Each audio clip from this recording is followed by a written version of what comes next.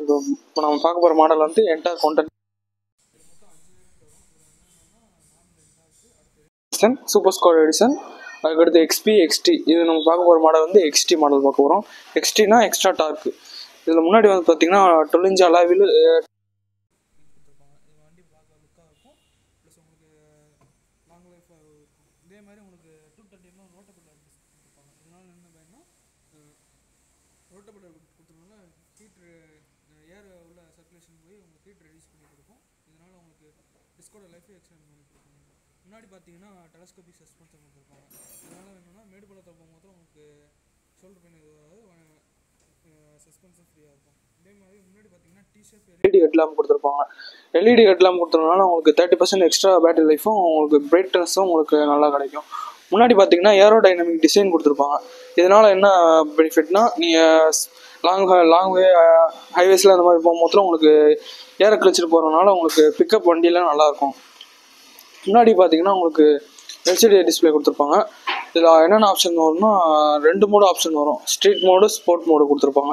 Street மோடுன்றது உங்களுக்கு சிட்டிக்குள்ளே ஓட்டுற மாதிரி இருக்கும். ஸ்போர்ட் மோடுன்றது ஹைவேஸ்லாம் அந்த மாதிரி ஓட்டுற மாதிரி இருக்கும். இதில் உங்களுக்கு லாஸ்ட் லேப்பு, பெஸ்ட் லேப்பும் கொடுத்துருப்பாங்க. லாஸ்ட் லேப் என்னென்னா உங்களுக்கு லாஸ்ட்டில் யாராவது ஸ்பீட் ரீச் பண்ணியிருந்தாங்கன்னா அந்த ரீச் பண்ணி இந்த செகண்ட்ஸும் உங்களுக்கு காட்டிடும். பெஸ்ட் லேப்புன்றது என்னென்னா லாஸ்ட் லேப்பை விட நீங்கள் அதிகமாக எது ஓட்டிருக்கீங்களோ அதான் பெஸ்ட் லேப்பை எடுத்து காட்டும். உங்களுக்கு ஆர்பிஎம் டாக்கோமீட்டர் உங்களுக்கு கொடுத்துருப்பாங்க.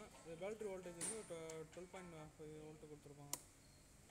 இதில் வந்து ப்ளூடூத் கனெக்டிவிட்டி ஆப்ஷன் வரும். இதில் என்னென்ன வரும் உங்களுக்கு call notification and message notification, அதுக்கடுத்து turn by turn navigation indicate பண்ணி உங்களுக்கு காமிக்கும். இதில் உங்களுக்கு வாய்ஸ் அசிஸ்டன்ட்னு ஒன்று வந்துடும்.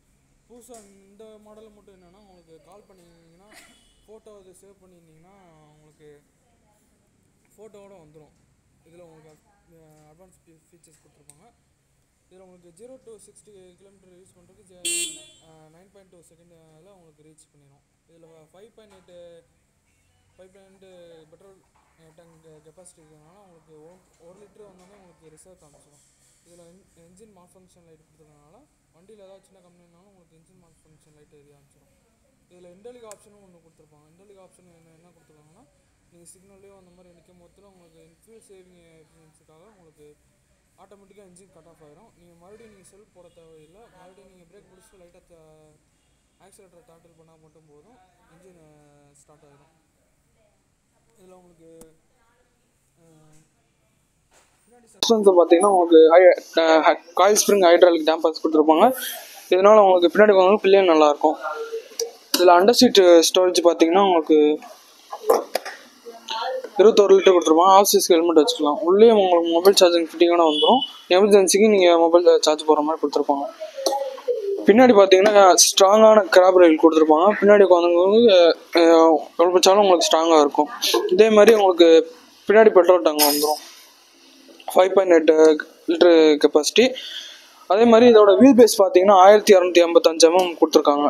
இதில் உங்களுக்கு இதனால ஸ்டெபிலிட்டி நல்லா இருக்கும், பேலன்ஸிங்கும் ஈஸியாக இருக்கும். இதோட கிரவுண்ட் கிளியரன்ஸ் பார்த்தீங்கன்னா 155 mm கொடுத்துருக்கனால உங்களுக்கு ஸ்பீட் பிரேக்கரில் போகும்போது அண்டர் சீட்டு சேஸ் எதுவும் உங்களுக்கு தட்டாது, சேஃபாக போய்க்கலாம்.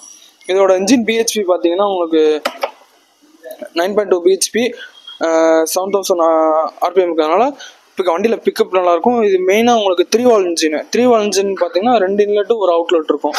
அதனால் வண்டியில் பிக்கப் நல்லாயிருக்கும் உங்களுக்கு. அதே மாதிரி இதில் டார்க் பார்த்தீங்கன்னா 11.2 டார்க் இருக்கிறதுனால உங்களுக்கு எக்ஸ்ட்ரா மைலேஜும் உங்களுக்கு நல்லா கிடைக்கும்.